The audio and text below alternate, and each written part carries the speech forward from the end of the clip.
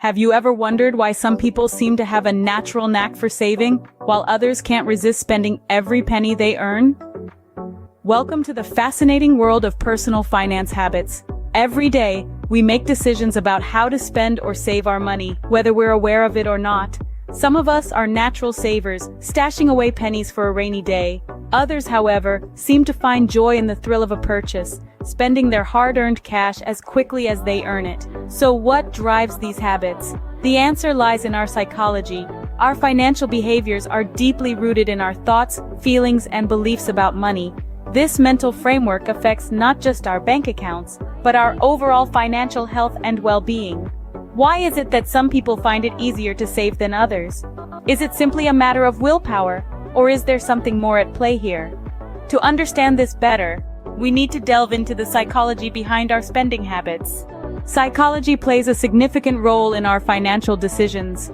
Our spending habits are more than just a reflection of our financial situation. They are a window into our psychological state.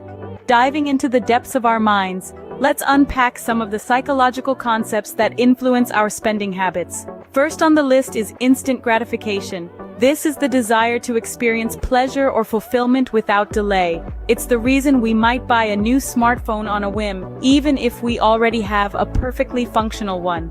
Our brains are wired to prioritize immediate rewards over future benefits, which can often lead to impulsive spending and poor financial decisions. Next up is social comparison. We are social creatures after all, and our spending habits are often influenced by those around us. This phenomenon can lead to what's known as keeping up with the Joneses, where we feel a need to match or exceed the spending habits and lifestyles of our peers. This can drive us to make purchases that we can't really afford, causing financial strain. Then there are cognitive biases. These are systematic errors in thinking that affect the decisions and judgments that we make. One such bias is the sunk cost fallacy, where we continue to invest in a losing proposition because of what we've already put in, rather than cutting our losses. This can manifest in our spending habits, for instance, when we continue to pour money into a car that's constantly breaking down. Another bias is the anchoring bias, where we rely too heavily on the first piece of information we encounter. In the context of spending, this could mean being swayed by the original price of an item on sale, making us feel like we're getting a bargain, even if the item is still overpriced.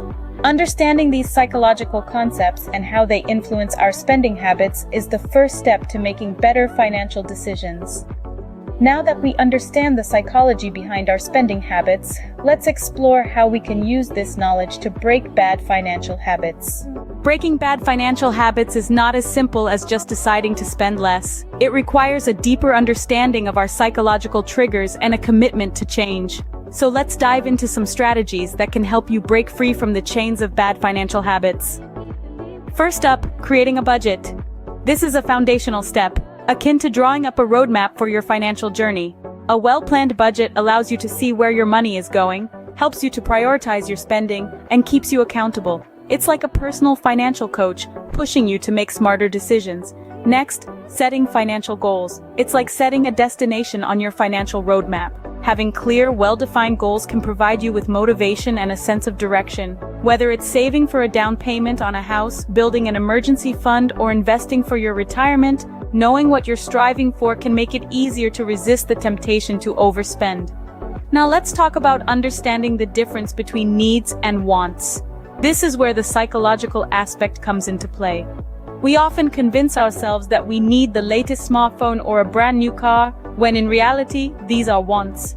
Needs are essentials like food, shelter, and healthcare. Wants are all the extras. Recognizing the difference can be a powerful tool in reining in unnecessary spending, but remember, it doesn't stop there. Implementing these strategies is just the beginning. You have to consistently revisit your budget, adjust your goals as your life changes, and constantly reassess your needs versus your wants. It's a process of continuous learning and adapting.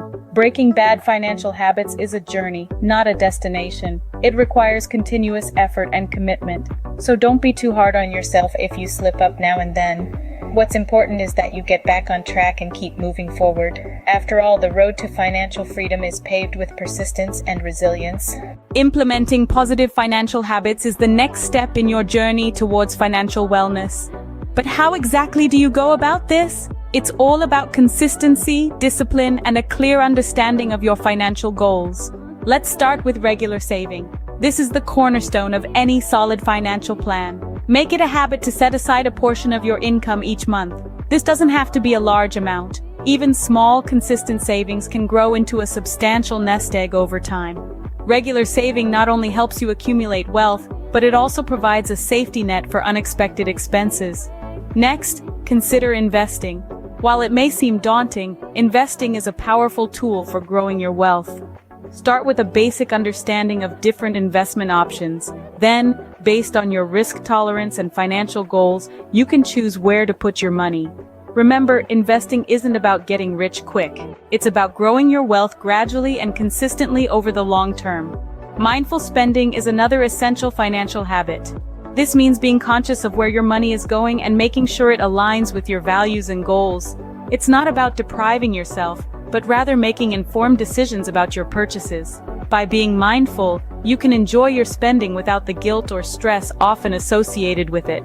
Now, let's touch on the psychological benefits of these habits. Regular saving, investing, and mindful spending can greatly increase your sense of financial security. They give you control over your financial life, reducing stress and anxiety.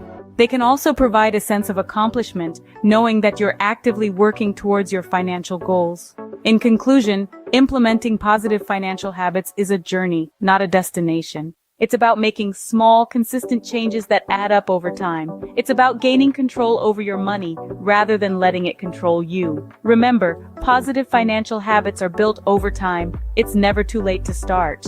In conclusion, understanding the psychology behind our spending habits is key to breaking bad financial habits and implementing positive ones. We've delved into the financial dilemma that many of us face, shedding light on the psychological factors driving our spending. It's clear that our habits, whether conscious or subconscious, can have a profound impact on our financial health. We've also explored strategies to break these habits, emphasizing the role of self-awareness, discipline, and planning. By recognizing the triggers that lead to excessive spending and replacing them with positive habits, we can take control of our financial future. Implementing positive financial habits is not an overnight task. It requires persistence, patience, and a deep understanding of our own spending behaviors. But remember, the effort is worth it. The rewards are not just monetary, but they also contribute to our overall well-being and peace of mind. Remember, your financial health is a reflection of your spending habits. Make them count.